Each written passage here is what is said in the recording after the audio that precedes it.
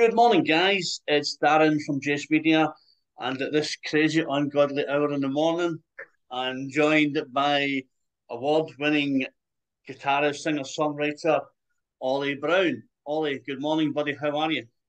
Good morning. Yeah, just fresh out of bed, ready for the day. Yeah, as we all are, mate. So, how's life been treating you? Yeah, really good. I think the release for the EP has just been, I think, far greater than I expected, really. So it's been, I mean, quite an overwhelming kind of couple of weeks as we've been setting all up and creating the artwork, and I guess finally pulling the trigger on the music that we've been sitting on for the last like year and a half. But I think, if I'm being honest, I think that's testament to you and you as a musician that you release an EP and within 27 hours it's sold out, and within 7 hours the vinyl is sold. If you weren't a sought after musician, people would go, yeah, it's just another release. But the fact that people are scrambling to buy it is obviously testament to you and kind of what you bring to the table. Yeah, I mean, I don't know. It's surreal. I think I've been so out of the loop for such a while with it, and so on the fence with it, really moving forward that it just, yeah, yeah, it's been. I'm just, yeah, incredibly grateful for it. It must be satisfying to some extent that you put something out and people are going, this is just incredible. Now, obviously, I did my review, and Wes was obviously very kind enough to give it to me. And you're instantly hooked by the first opening track. It just draws you in and Thank you. kind of expects you you know, to get slapped around the face. Numerous times with the catchy riffs and the hooks and the cracking vocals that come at it. So that must please you as well. Yeah, I think. I mean, I think because I've been sitting on this record for such a long time, I think I've lost a bit of sight with it. Like it took me a while to kind of hear it again and be fresh excited by the tracks and go, oh yeah, we put so much time into them. So to actually finally be getting feedback and hearing that it makes sense because I think because it is slightly different than my previous music Yeah. and it's that thing of you get attached to your own songs and you think, well, I think it's good, but it might be rubbish for everyone else. So to finally hear that it's translating, it's really exciting. Yeah, I mean, you touched on there. It's different from what you're used to. What kind of made you go in this direction? What was the? Were you sitting back thinking, I want to try something new? You sitting back thinking, um, I want to, and it's not like reinvent yourself, but you want to bring something that people are going to remember. And I'll tell you, with your solid four slab of tracks that I wrote down, I think that people will remember it for a long time. Oh, thank you. I mean, it originally when I was looking at recording an album a few years ago, I was going to record just a blues record and just kind of do something to kind of turn over financially because I really want to kind of get a bit more revenue in my bank account. And then I started writing, and I think what happened is I just naturally found my own space. I think emotionally I was kind of going through a lot my own headspace, and actually like, I think Haunted was a big wake up call for me realizing I need to get help. And I think it was quite a natural progression for me to kind of just put the songs out and write it, and then we ended up recording them together. And I think it was probably the most natural, I guess, album and record to come together because it felt very honest for me. I think with the band, I would write with the band or bring them in certain ways. Where this one, I really kind of focus on just not reaching for outside opinions or sources until I felt like I've got enough of myself out. Yeah, I think you're right. I think sometimes a lot of people think I'm going to write this record because it's what fans want. I'm going to write it because my record company are saying you need to bring out something. But I guess good thing and the bad thing. The pandemic, it helped a lot of people and it hindered a lot of people. For me, for the first year, probably 8 9 months, I was on furlough, and basically I sat at home 10 hours a day, 7 days a week, just constantly reviewing music. Different genres, different types from different Amazing. countries. And kind of immersing myself in it. a lot of people that I spoke to said, I haven't even picked up a guitar, I haven't even sat behind my drum kit, I'm just chilling out. So that it helps people in a different way. And I guess for you, to get in your own headspace and write something for you, that people will go, Christ, that's came from the heart, is is probably the best medicine, Ollie. It kind of it clears your head and lets you think, I've now got a proper path. I think so. I think it definitely cleared my head, and I think at that point, I guess halfway through lockdown, I ended up back. I ended up moving in with Wayne Proctor, who plays drums and helped write the record, and he really was instrumental. I think because he kind of gave me a place to stay. He was really instrumental in kind of pushing me to put this together and kind of give me the platform to go right. Let's just get Yeah, heads yeah. down, and because Wayne's had I guess similar emotional experiences, it was quite a natural writing team as well together when we'd sit down. Like we could both relate to the kind of the stories and the things, so we could use Yeah. it and amalgamate these things to create these songs. Being a typical Scotsman, Ollie, I hope Wayne wasn't charging you rent while you were living with him, obviously when you were going to do this record, because that would be a bit steep. As Scotsmen, we like to see an opportunity. So I'm thinking, move in, don't charge me anything, and then we can get some money from the record. If he's hitting you for some rent, mate, then I'm pretty bummed about Nah, that. he took good care of me. I don't Brilliant, think I could that's even really pay fantastic. for rent at that point.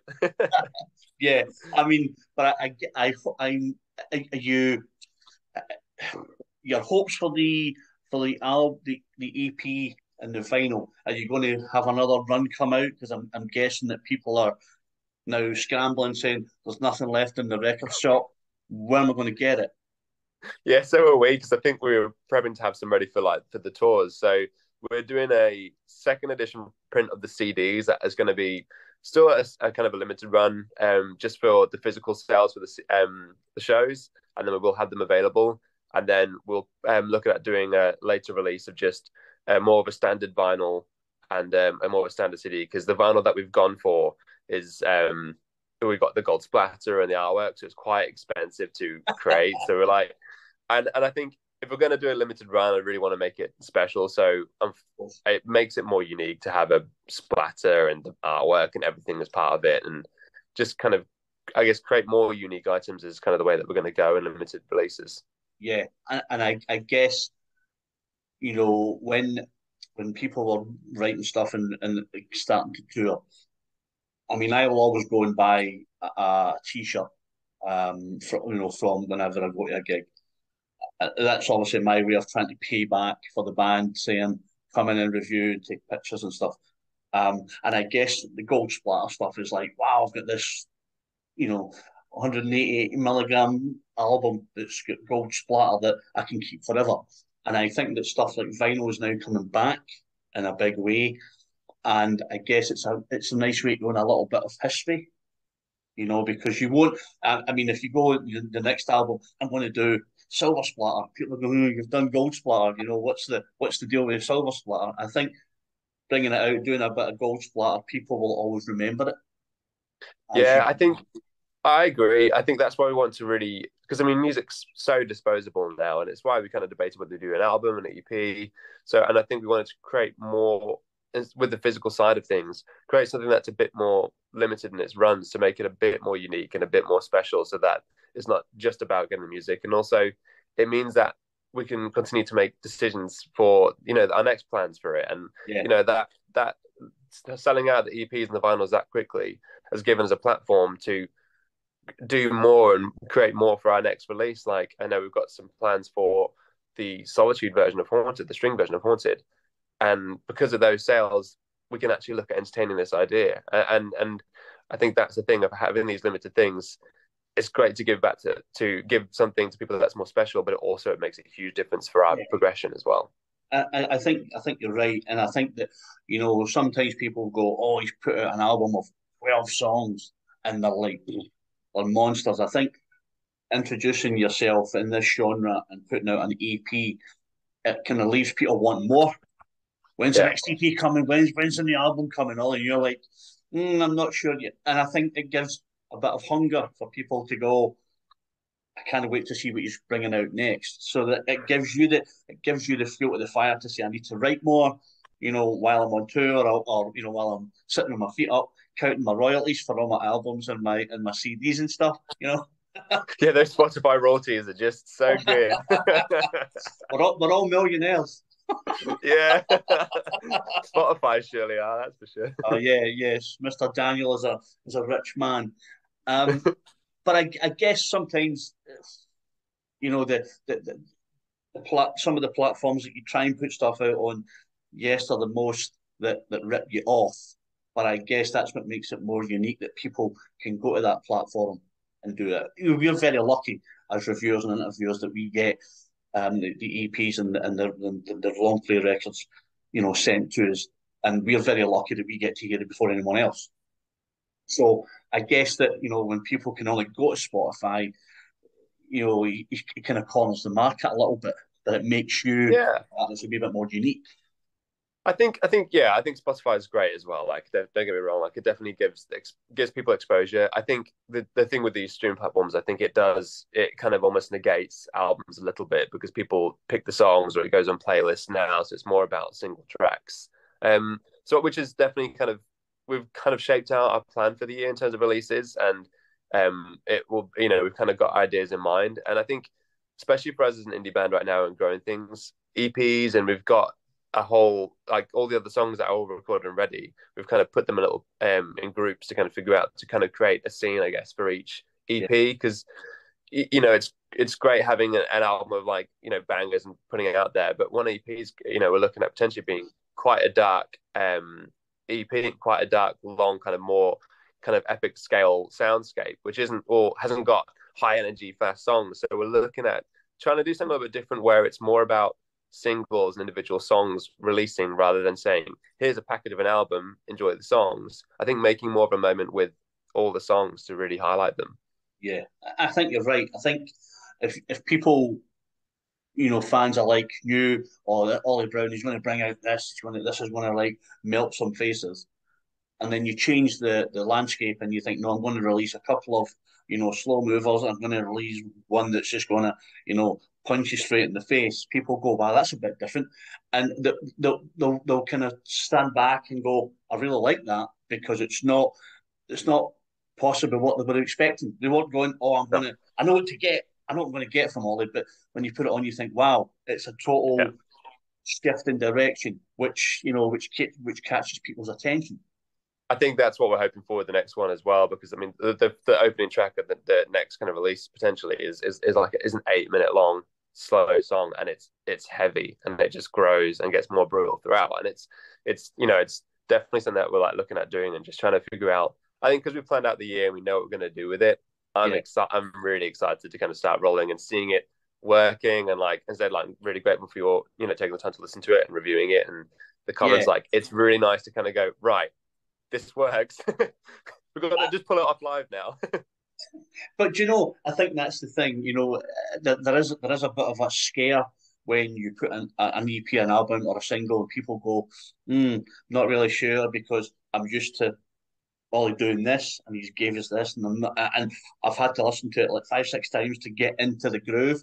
But I guess as a reviewer, um, me listening to that, I thought straight away, wow, just an incredible piece of music, well put together, well written, well produced by yourself and Wayne. Thank you. And I think that you have no fears from people like myself, Ollie. I listen to a piece of music and instantly I will know whether I'm going to like it or not because of how the groove is. I mean, I've been in this industry a long, long time, since 1979, all the way back as a young lad in Glasgow, a long, long time ago, Ollie. But I've seen it all, done it all, travelled the globe, and you just instantly know when you have a musician that you're going to like it because of how it's laid out. So, congratulations on the EP. I think it's going to be an Thanks. absolute success. And obviously, when the video like this does extremely well, you can maybe pop a little brown envelope in the post for me. Just as a little thank you.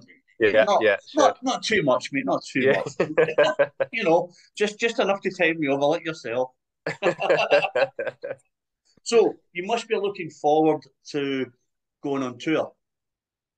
Yeah, massively so. I mean, the one thing now I'm kind of beginning to start, getting a bit more exercise and warming up my voice a lot to kind of actually have the stamina for it because it's, it's been a while since I've actually been on tour for quite some time. So I think it's exciting to do shows. Like we've got the shows in, got Newark and Planet Rock Winter's End next week, which I'm super pumped for. And then to be going on the road with The Answer, is just ace. Like they're small rooms because they wanted to have them sold out, and I know London's already sold out, so it's gonna be proper hectic.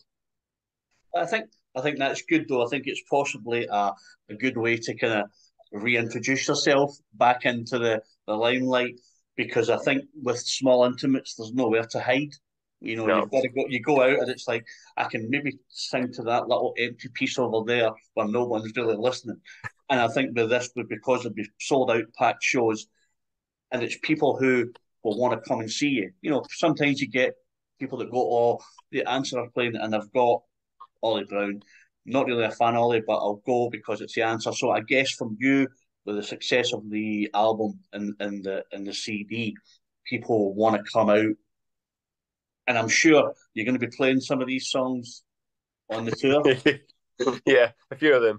Yeah, so I kind of guess that's what people will want to come and see. They want to come and see these live. It's great for us to hear it, produced and done, digitally and great. But I think the rawness of you on stage with the guys belting these tracks out will be so much more special, and I guess special for you too.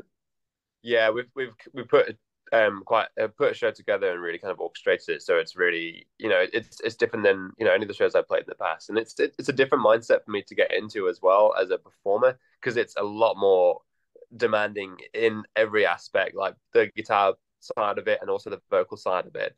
There's a lot of coordination that I've kind of had to push myself with, and it's in terms of as a singer, it's the hard, the hardest work I've really kind of put together as a vocalist. So it's taxing. So it's kind of finding a way of my pacing and giving it all each song. Yeah, yeah, absolutely. I guess you're right. But the unforgiving thing about the audience is that they don't really care. They just want you to No, come. They want you to smash it. They don't want to hear that you're walking 5 miles a day because you maybe a wee bit unfair. They're like, Ollie, come out, smash it. Give me the best 45 yeah, minutes and then get off. That's all they yeah, want. And I guess for you, you're right. It's getting into that right mind space. It's getting yourself fit enough. It's getting yourself in the right headspace to come out and go, I want to smash these 8, 9, 10, 12 shows with everything that I've got. And A, people are going to remember. And P, people want to come back. that's it. And we're so excited about it. Like we had a lot of planning in terms of the set list and the order to really create a space. We have a lighting engineer that's coming out with us as well, and she's orchestrated everything with the actual show as well to really make it a pretty heavy atmospheric Pulling performance. out, So pulling out all the stops, Ollie. I like that. I like pulling out all the. absolutely, yeah, man. I think we did it for another show last year and Steelhouse Festival. Actually, it was like they had their winter one, and we brought the lighting engineer with us, and she having her go through the songs and create color schemes and lighting for the whole thing. It adds so much. So I think this is definitely a show without any compromise with what we're doing and what we're organizing for it. Yeah. I kind of a lot of people think, yeah, lighting engineers just stand there and push a button, and the red light comes on, and then the blue light comes on. But there's a lot of what goes into it. There's a lot of the production. As you say, the set list, how you arrange it, and then eventually to bring in, a sound engineer, a light engineer who's gonna, maximize you guys so that people will then possibly lose a bit of interest in the answer because they've been so blown away with your light show and your sound show that they will talk about it after the tour is finished and said, "Oh, I was at a cracking gig." I'm hoping that I can come down to Blackpool. Um, Oh, nice. I'm trying my best. I need to wait to see what my other job, if I can get the time off, because it'd be really good to come down to Blackpool and meet up with you guys. So I'm going to try my best to get down and do the show and do a live review for it as well. So fingers crossed we can do Fingers that and crossed. Yeah. we can meet up We can have a chin wag, and you can tell me how good or how bad my review, my review was, and go, don't let him in. His review was rubbish. But I'm trying to do that, so I'll let you know, I'll let Wes know, and see if we can get that organised. Oh, perfect. It'd be really great to see this roll out live. So fingers crossed, mate. Fingers crossed. Absolutely. But what's the plans for the next few weeks? Is it just promoting? Are you after you've got your couple of shows next week? Is it just promoting? Is it just finalising the set list? Is it running through how you're hoping the gig will come across? Yeah, yeah, I think we've got a couple of things in mind. So I've got a lot of prep. I'm just kind of prepping every day now at the moment, just going for guitar and vocals, just every day, just to kind of keep myself kind of on track. And then really we're kind of composing some stuff in between for the songs. So there's some atmosphere between songs. It's not just me standing like a lemon tuning my guitar. We want to create something so that really it just makes this more of a show than just, some guys on stage. And then we're really prepping videos as well. So we've got something in mind for the string version of Haunted that I'm just trying to source and trying to figure out how we can do it. Just because I really want to give that song more of a spotlight, and we've got a few more of those versions of songs that we're putting together. That's why I kind of called them the Solitude sessions, because they're just meant to be completely different takes on the songs without it being just a token sitting with acoustic, strumming a guitar and singing. I think we really want to make them spectacle. So we've got something for Sinking Ship. We're working with Joe Quayle again, and she usually on her live show she loops herself. She does percussion on her cello and all sorts. Wow. So we said, hey, like for Sinking Ship, because it's kind of slightly odd, go do what you're doing as a percussion and create loops and do something like that for Sinking Ship, and let's work around you. Because with the Solitude version of Haunted, we kind of gave her this demo, and we made her work around us. But this time, we're going to orchestrate it to work around her and really create something unique for Sinking Ship as well. Yeah, I think that's quite a good idea. To give her a bit of creativity and how she's going to roll it out for you guys. I mean, the second version of Haunted is it's a stunning piece of music, Thank you. and it's weird that it takes a different turn from the original. When you add some different parts to it, so it'll be interesting to see what she does with Sinking Ship. Um, and obviously there'll be no pressure on her to to do it to do it justice. But I think that's a great idea, and I think it's another concept, that you can add to you and to your live performance when you say repeat. You might even think maybe bring her along for a couple of shows, and let Yeah, people kind of see it in the flesh, which would be brilliant.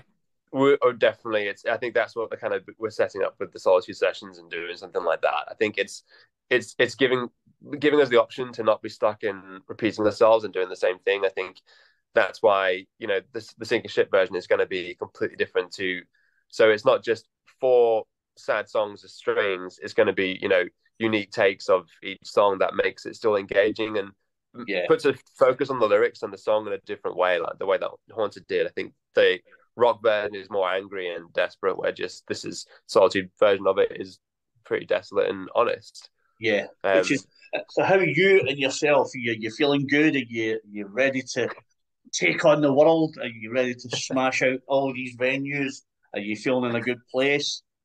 yeah, I think it's always I think I'm still because I don't sing them much. I haven't performed them much. I think it's always quite hard to kind of get back into the space of these songs because I'm kind of repeating myself, and I think it's definitely taken it out of me the last couple of days. I've been practicing a bit more, and just kind of getting in that headspace of singing, and because I sing honestly, I don't really want to just sing, so I want to lose myself in it a bit. But yeah, I'm very happy. Like I think I'm excited to be doing shows again. I mean, it's been a hectic few weeks because just with our jewelry shops as well, because that's what we kind of set up in lockdown, and Yeah, it's been, I mean, Christmas for the jewelry company was just hectic. It was, I mean, incredible for us. So it's now kind of finding the balance between the two now, and now music is taken over a bit more, and kind of pulling the brakes a bit on the jewelry side of it, so I can get the time in to really give it. And I'm so pumped. I'm so excited to be playing. that's great. I suppose the other side of it is that music's your first love, but Yeah, having the jewelry side of it is great, but you're not want to just abandon it and go, I'm now back on the rock and roll train, and I'll see you in a couple of months. I think you've got to have the balance, that makes Yeah, it accessible for both. absolutely. And the reality is like the jewelry company, like Black Feather Designers, like completely saved me. Like, we with the company, it's, bought a house and a car, and like it's growing so much, which is like the last 2 years, it's just grown exponentially, and I love it. It's definitely, another baby of mine, and I design rings and pendants for the band as well that we can take out on tour and sell. Like, it definitely crossing over between the two, because Yeah. it's so I love it. Like, I it's been amazing. It wasn't so great when, appreciate the Royal Mail strikes through Christmas were very stressful for us, because Yes. like packages were going missing left, right, and center, and you want to support, fully support their reasons for going on strike, and it's negating and calming down the customers that haven't got their jewelry yet. What really hacked you off if you see your postman walking down the road with a couple of your rings on, giving it, Yeah, yeah, you went yeah. Well, missing. like, is that You're like, familiar? oh, all right, you're looking quite handsome. Yeah, I found Yeah, these. Yeah, yeah. yeah. I'm sure that Please mail happens mail again. plenty. The But amount of listen, USA ones that get sent that go missing. yeah, absolutely. Yeah. Listen, I'm conscious of taking up too much of your time, Ollie. I know you've probably got another couple of bits and bobs to do, but I wish you every success with the EP. Say hi to Wayne. I've done a couple of things for him before as well. I'm Oh well, hoping that I can get to Blackpool. So I will keep you posted on that. I'll speak to Wes and stuff. But I wish you every success for the EP. I wish you every thank you, success Dan. hitting the road with the answer. Just knock them out of the park, and then and just put them to the side, mate. Don't worry about anything. But have a fantastic time. Thank Um, you. I say every success with the EP when it comes, and obviously when the next one comes out, make sure to slip it in my inbox for me, and we can. I'll give you another glowing review, mate. Bless you, mate. Thank you so much for taking the time out today as well. Listen, you are so welcome, mate. This is Darren from Jace Media, and conversation with a fantastic musician who is be kicking down doors in a few weeks out on tour, the magnificent Mr. Ollie Brown, saying thank you for your time, mate. Take care and enjoy the rest of the day and the tour when it comes. Thank you, Dan. Appreciate it, mate. Cheers, buddy. Take care. Take care.